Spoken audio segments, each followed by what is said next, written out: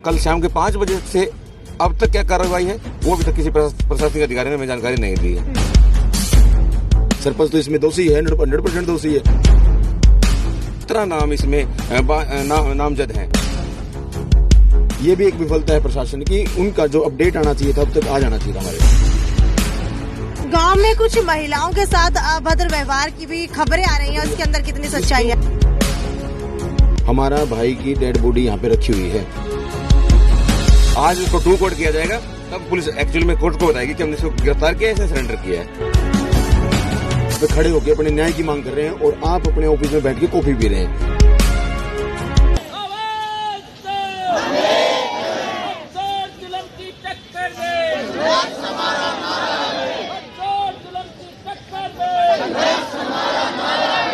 मीरका गांव में शक के चलते एक मजदूर विनोद की हत्या कर दी गई और इसी का मामला अब तूल पकड़ता हुआ नजर आ रहा है। ये तस्वीरें जो आप देख पा रहे हैं ये हिसार के सिविल अस्पताल की है।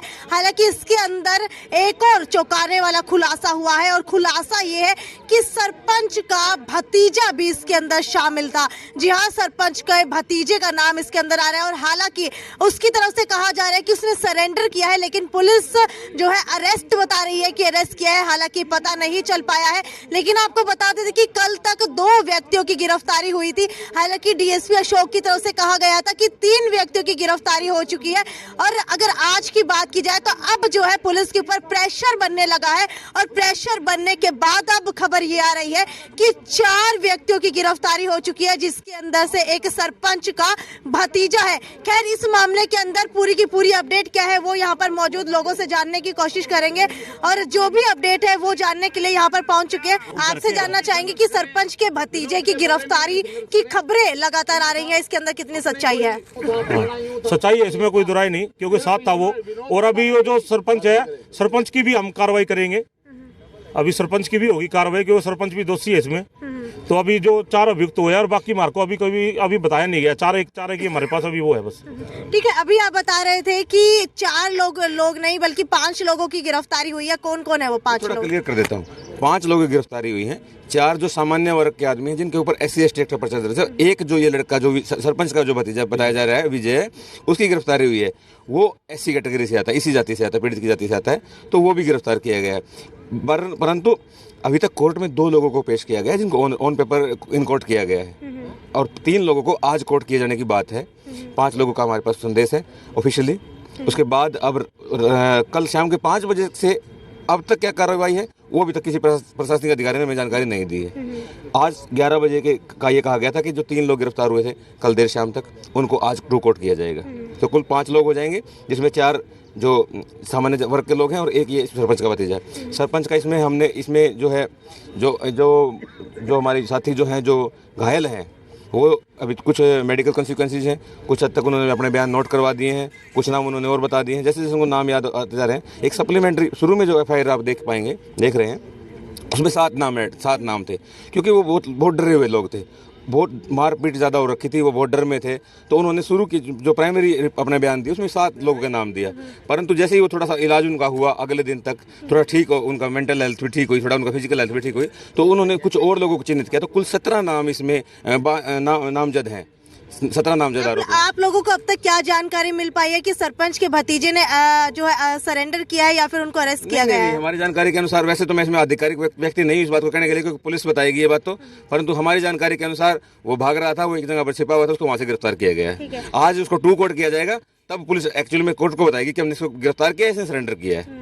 आपको क्या लगता है इसके अंदर सरपंच का कितना हाथ है? सरपंच का 100% हाथ है जी। उनकी तो एक वीडियो भी वायरल हो रखी है न्यूज में। कौन सी वीडियो वायरल हुई है? BBN पे एक बात भी बताई है कि जी मैं वहाँ पे गया था और उसके बाद में ये सारी कार्रवाई है, मतलब उसकी देखरेख में सारा काम हुआ है। सरपंच तो इसमें दोषी है, 100% दोषी है। जो इंसान सामने आके और लोगों के सामने नजरें नहीं मिला पाए, नजरें चुरा के भाज रहा है, वो तो 100% दोषी है। दूसरा, कल हम DIG साहब से मिले थे। DIG साहब ने हमें आश्वासन दिया कि भाई साहब ने जो बताया वो ठीक है, लेकिन मेरे को तो फिर भी मैंने कहा कि सर हमें तो विश्वास नहीं है। हो सकता है आज उनकी कॉल हो कि हम जाके भी देख लें कि किस आदमी को गिरफ्तार किया, उन पर हमें दिखाओ। कल 5 बजे तहसीलदार साहब को हमने बताया, हमने अपनी मांगे रखी, उसका अपडेट आना था शाम को ही, लेकिन ये भी एक विफलता है प्रशासन की, उनका जो अपडेट आना चाहिए था अब तक आ जाना चाहिए था हमारे। हमारे डीआईजी महोदय कह रहे कि हमने 75 छापेमारी करी अब तक, 75 छापे मारे, उन 75 छापों में से हमने इतने लोगों को गिरफ्तार किया गया है, सिर्फ 75। तो मैंने कहा जी इतने छापे मारने के बाद में आप इतना ही अगर आपकी 5 लोग गिरफ्तार करें तो इसका मतलब तो 15 दिन लगा दोगे। मेरे से टाइम कंफर्म करें, क्योंकि हमारा भाई की डेड बॉडी यहाँ पे रखी हुई है और हम यहाँ पे मातम बना रहे हैं, यहाँ पे खड़े होकर अपने न्याय की मांग कर रहे हैं और आप अपने ऑफिस में बैठ के कॉफी पी रहे हैं। हमें वो कॉफी से और आपकी कुर्सी से प्यार नहीं है, हमें उन लोगों 17 लोगों को गिरफ्तार करो जब जाके हमारी संतुष्टि होगी कि हमारे भाई को न्याय मिला। और दूसरी इसमें भी एक कड़ी और भी जोड़ दी मैंने कहा कि सर ऐसा भी हो सकता है आपकी पुलिस 17 लोगों को उठा तो लेगी, लेकिन तफ्तीश में उनमें से क्या पता 10 लोगों को निकाल दे। अगर ऐसा भी हुआ तो बहुजन समाज के लोग बख्शेंगे नहीं, ये ध्यान रखना सरपंच साहब। गांव में कुछ महिलाओं के साथ अभद्र व्यवहार की भी खबरें आ रही हैं, इसके अंदर कितनी सच्चाई है? भी मैंने डीएसपी जोगिंदर शर्मा को और अपने सियान साहब को, अशोक सियान को, कल शाम को मेरी बातचीत हुई। मैंने कहा जी गांव का माहौल भी तनावपूर्ण है, वहाँ पे भी सुरक्षा अवेलेबल कराओ। बोला जी हमने भेज रखी है। मैंने कहा जी अगर 1-2 लेडीज आपस में लड़ाई करी है, 2 से 4 होगी, 4 से 10 होगी और 10 लेडीज होंगी, 10 से फिर 10 लोग होंगे, 2 आदमी आएंगे, फिर तनाव स्थिति होगी। और इसका हमें, मैं अभी भी कहना चाह रहा हूँ आपके माध्यम से कि वहाँ पे सुरक्षा कड़ी करें, ताकि गांव में देखो माहौल खराब है, ठीक है, बहुत ज्यादा माहौल खराब है। अच्छा हुआ क्या था कि अभद्र व्यवहार किस तरीके से हो रहा था, किसकी तरफ से हो रहा था? देखो सर मैम, हुआ क्या था, जो अपोजिशन पार्टी है उनकी हुआ था कि हमारे लोग भी मारे गए, अब सभी को पकड़ाओगे क्या, फलाना करवाओगे क्या, ये करवाओगे। देखो जो अच्छी मानसिकता किसी की भी हो सकती है, कोई भी हो सकता है। वहाँ पे जाके उन लोगों से आपस में बहस करी उन लेडीज़ों ने। लेकिन मैं फिर भी कहना चाहता हूँ कि हमें उनकी बहस से मतलब नहीं, हमारा फोकस एक है। जितने भी तमाम साथी है उनसे भी एक रिक्वेस्ट है कि अपनी जो है ना गुस्सा, मतलब अपनी जो एनर्जी है ना वो सेव रखो, और जो सेव करके जो एनर्जी रखी वो शासन प्रशासन पे निकालो, यहाँ पे इस मंच पे नहीं। दूसरा, ये राजनीतिक मंच नहीं है, ये सामाजिक मंच है। मैं वैसे भीम आर्मी को रिप्रेजेंट करता हूँ, भीम आर्मी का जिलाध्यक्ष प्रदीप भानखड़ हूँ मैं, और मेरी ये पूरे हरियाणा को कॉल भी है। आज मेरी सभी से बात हुई है कि पूरे हरियाणा में कल भीम आर्मी ज्ञापन देगी, हर डिस्ट्रिक्ट में देगी। दूसरा, राजस्थान के जो साथी थे हमारे, उनकी भी सुबह मेरे पास में कॉल आ गई कि भाई साहब तुम्हारी आप लोगों की मांगे क्या है, हम राजस्थान में भी कल डीसी महोदय को ज्ञापन देंगे, कम से कम 5 से 7 डिस्ट्रिक्ट में। ये रोष प्रदर्शन ये आपकी जो ये 17 सदस्य कमेटी या टीम गठित हुई है, इसके अंदर क्या कुछ फैसला लिया जाने वाला है, और ये 17 सदस्य कमेटी के अंदर कौन कौन शामिल है? इस कमेटी ने दोपहर के बाद sir, I am enough intelligent.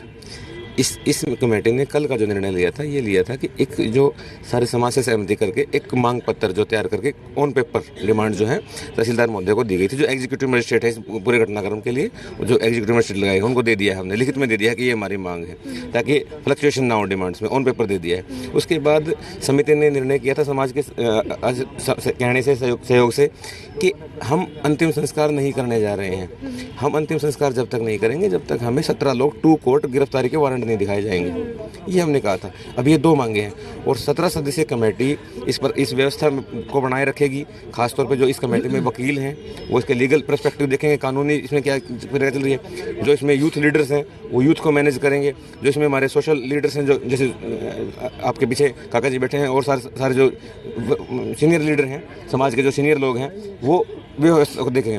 और जो युवा वर्ग, स्टूडेंट लीडर यहाँ पर हैं, वो समाज की सेवा करने का यहाँ काम करेंगे, समाज की चाय पानी की व्यवस्था। मैं आपसे एक महत्वपूर्ण बिंदु पे बात करना चाह रहा हूँ कि लैंड ऑर्डर की स्थिति है, सारी बातें हैं, परंतु एक जो मर्म को स्पर्श करने वाली बात है, आप मेरे पास देख पा रहे हैं, वो बच्चा यहाँ पे है, 1 साल का बच्चा है, जो यहाँ पर विनोद का जो बच्चा है, वो 1 साल का बच्चा। अब ये हम उसको बच्चे को देख नहीं पा रहे हैं, मतलब जब भी हम उसको देखते हैं तो ये सवाल पूछ रहा है कि भाई मेरे बाप को किसने मारा। इसको अपना फादर का चेहरा याद नहीं रहेगा, ये बड़ा भी होना है, और ये क्या सोच करके बड़ा होगा कि फलां जाति के लोगों ने तेरे बाप को मार दिया था। ये विचारधारा लेकर पैदा होगा। साथ साथ ये जब बड़ा होगा तो इसके मन में ये रोष भी रहेगा कि कानून ने कुछ नहीं किया था। तो इसके मन में उस जाति के प्रति, उस समाज के प्रति, या कानून के प्रति, या इवन हमारे प्रति भी ये रोष रहेगा कि तुम 500,000 लोग मिलकर भी मुझे न्याय नहीं दिलवा पाए, मेरे पिताजी के कातिलों को तुम न्याय नहीं दिला पाए। ये बहू भी है, ये बहू भी इस उम्र में विधवा हुई है, इसका भी सारा जीवन इसके सामने पड़ा है। चलिए मान लीजिए दोषियों को 2 दिन लग जाते, परंतु प्रशासन अगर संवेदना दिखाता, जिले की मुख्यालय की जो हमारे अधिकारी हैं, डीसी महिला है, वो आके कहती बेटी इस दुख की घड़ी में आरोपियों को पकड़ने के लिए तो एसपी को मैं बोल रही हूँ, साथ साथ जो रेमेडियल प्रोसेस है, परिवार को बसाने के जो प्रोसेस है, आर्थिक सहायता की बात हो सकती थी, नौकरी की बात हो सकती थी, इस बच्चे का स्वास्थ्य बिगड़ा हुआ है, इस बहू को दौरे आ रहे हैं बार बार, उसके बारे में कोई बात ही नहीं हो रही है। तो जो संवेदनहीनता जो प्रशासन दिखा रहा है, मेरी आपसे, आपके चैनल से अपील भी है, समाज के जितने लोग आपके चैनल को देख रहे हैं उनसे भी अपील है कि बात के मर्म को समझे। आज एक हत्या है, एक हत्या नहीं है, एक पूरा परिवार का एक कमाने वाला आदमी गया है, एक बच्चा छोड़ के गया है, एक अपनी वाइफ छोड़ के गया है, उनका पूरा जीवन भी छोड़ के गया है। तो इस बच्चे को हम क्या शिक्षा देंगे, क्या कहेंगे कि 17 लोगों ने मिलकर तेरे बाप को मार दिया था? या तो ये उन 17 लोगों को बाद में मारेगा, या वो 17 लोग बाद में इसको मार देंगे। तो इस प्रकार का ताना बाना जो समाज का जो खराब हो रहा है, सरकार जो इस ताने बाने को खराब कर भी रही है, क्योंकि न्याय में देरी होगी तो आक्रोश बढ़ेगा तो ये जातिवाद का रूप भी लेगा।